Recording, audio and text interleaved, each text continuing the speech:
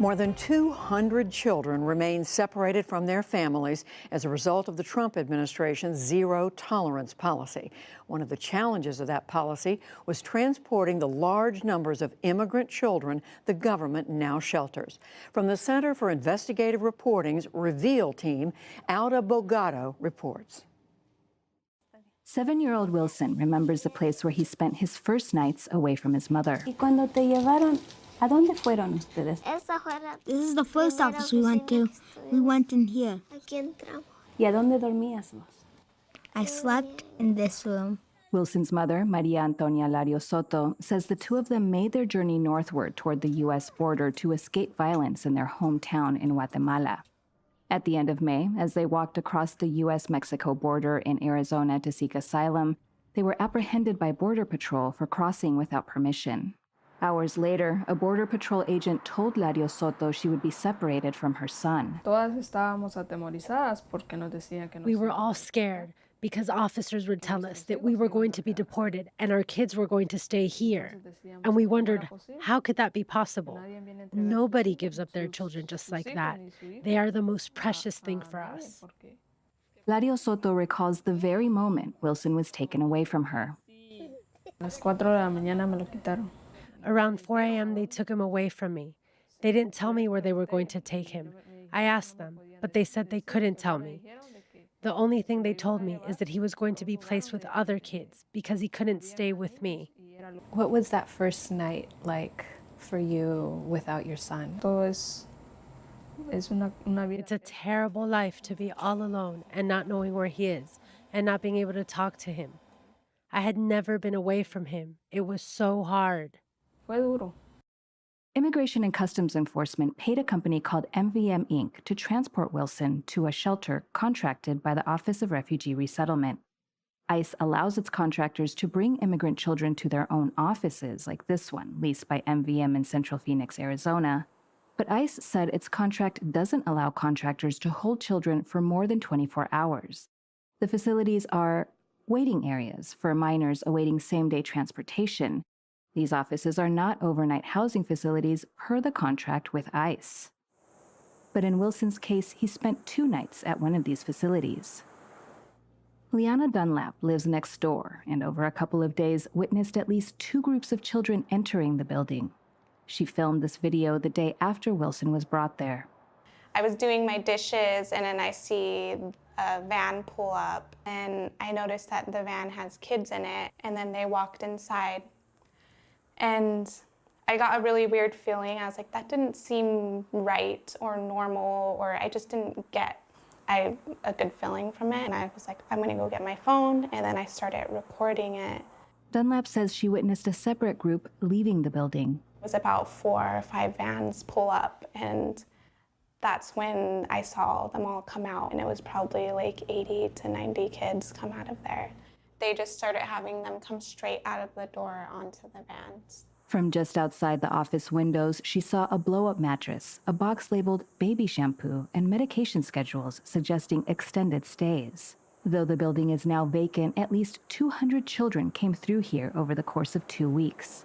We were able to view an internal government database that showed, in addition to Wilson, at least 15 other children stayed here for more than 24 hours. In a second Phoenix office building leased by MVM, a concerned insurance executive also took video and photos after he saw children washing their hair in the sinks of this shared bathroom. Neither of the buildings meet requirements for a government-approved shelter. They have no outdoor playground, no kitchens, showers, and no bedrooms to keep age groups separated. Founded by 3 former Secret Service agents in 1979, MVM has contracted with the federal government for more than 30 years, providing guards for sites including prisons, as well as CIA personnel in Iraq. Since 2014, they've received contracts worth up to $225 million for the transportation of immigrant children. Yet this summer, MVM clarified their role in a statement posted on their website. The current services MVM provides consists of transporting undocumented families and unaccompanied children to government-licensed facilities. We have not and currently do not operate shelters or any other type of housing for minors. When we reached out to MVM about our findings that multiple children had stayed overnight, they declined an interview but responded with this statement. When we identified several instances in which our policy was not followed, MVM instituted tighter controls and gave employees instruction to prevent these regrettable exceptions from happening again.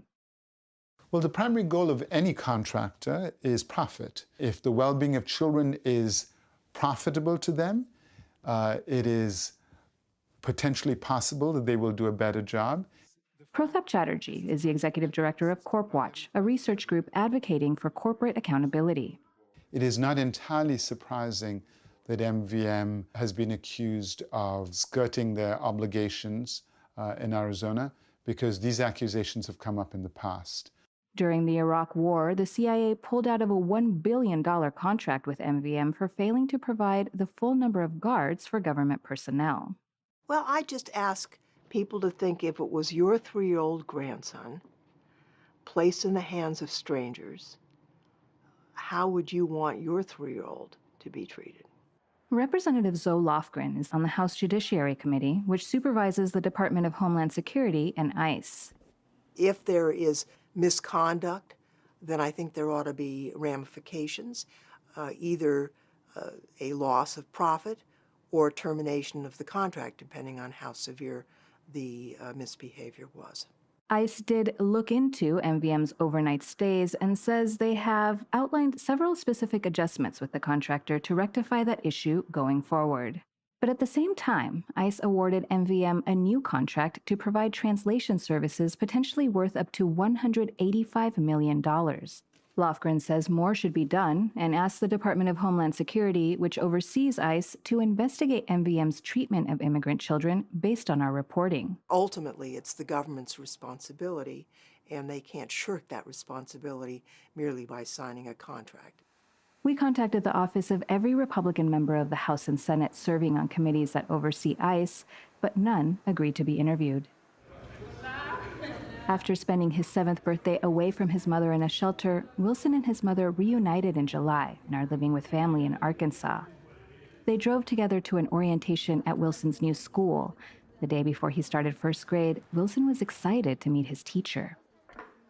You have a nice smile. And if you have happy eyes.